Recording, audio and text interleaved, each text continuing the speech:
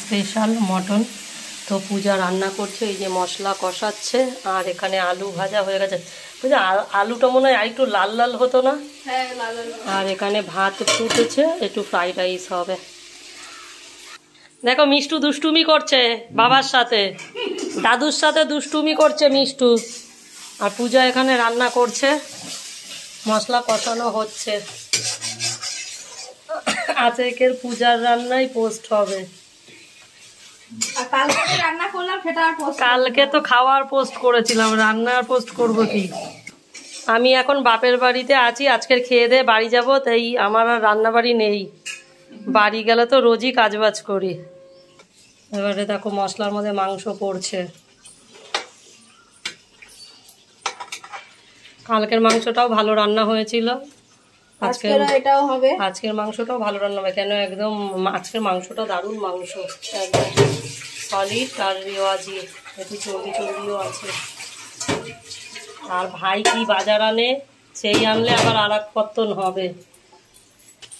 নাড়াতে থাকো, দেখো এবারে ভালো করে মাংসটা এবারে কষবে। আর ওখানে দেখো গরম জল বসিয়ে দিয়েছে, এবারে মাংসটা ভালো করে কষা হোক। পেঁয়াজ লঙ্কা কুচিয়ে নিয়ে, আর এই যে ডালের বড়া ভাজা হচ্ছে। এদিকে দেখো মাংস কষানো হচ্ছে।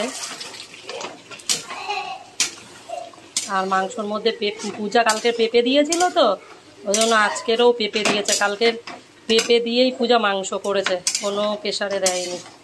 ওই জন্য আজকেরও পেঁপে দিয়ে দিয়েছে পূজা, মাংস সিদ্ধ হয়ে যাবে। কালকের একদম সুন্দর মাংসটা সিদ্ধ হয়ে গেছে। আর এখানে দেখো এই যে আমার বড় ভাজা হচ্ছে, নতুন কড়াই না, ওর জন্য পুরো এটে রয়েছে। দেখো বড় ভাজা সব হয়ে গেছে। আর এখানে আমি এখন ফ্রাইড রাইসটা করবো, তার জন্য গরম মশলা ফোড়ন দিয়ে গাজর ভেজে ফেলেছি, কাজু কিশমিশ ভাজছি। তারপরে দেখো এই যে রাইসটা দেব। দেখো ভেন্ডি আর উচ্ছে আলাদা আলাদা ভাজা হয়ে গেছে, না ভেজে তুলে নিয়েছি। তারপরে এই যে পূজা ওটা ভেজেছিল আগে, মাংস বসানোর আগে। তো এখন সব খাওয়ার 3 তলায় চলে যাচ্ছে দেখো। আর মাংসটা যে কষানো হচ্ছে, এখনও আর একটু কষাতে হবে বন্ধুরা। তো আজকে ভিডিওটা তোমাদের কেমন লাগলো একটু লাইক কমেন্ট আর শেয়ার করবে। দেখা হবে নেক্সট ভিডিওতে। তার আগে ভাই আবার কি বাজার টাজার করে নিয়ে আসে, সেটা আসলে পরে আবার তোমাদের সাথে শেয়ার করব। টাটা বাই সবাইকে।